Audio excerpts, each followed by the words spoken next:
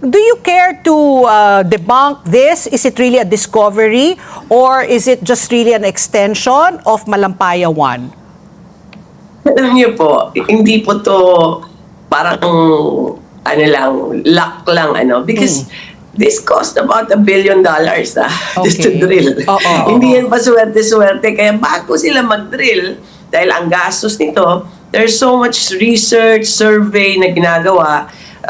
Lahat ng mga equipment na pwedeng mag-check if there is really research. Hindi yan exact talaga, pero there were good chances at that time. So hindi hindi yan na kahit saan ka lang dahil malapit meron. Hindi po ganyan yung sistema dyan eh. It takes a lot of science and engineering to do this. And money, of course. No? So, pwede ka mag-drill even closer to Malampaya at wala kang ma-discover. So, magpasalamat na lang tayo na meron na. No? Ayun, Sec, sabi nyo nga, nung napakalaking halaga doon, $1 billion Dollars, more or to less drill, po yung oo. ating nagastos dyan. How secured are we po with the funding para po magtuloy-tuloy po siya hanggang maramdaman na po ng ordinaryong Pilipino nga itong bagong discovery po natin when it comes to energy?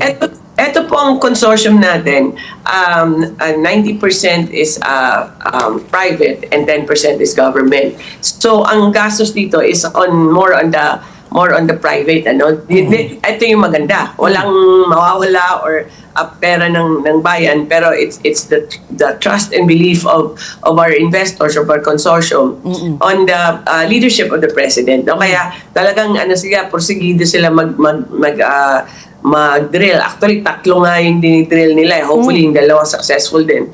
Pero this is really historic feat for the president. Yeah. So I think another good news that we can share, Secretary Garin, correct me if I'm wrong, itong consortium na 90% sa mga private, all Filipino po ito, no? Kasi if I'm not mistaken, yung Malampaya 1 was with Shell. So that was an international. So is this now all Filipino consortium po ito? So hindi po tayo umasa sa mga dayuhan para po dito? Opo. 100% Filipino na siya.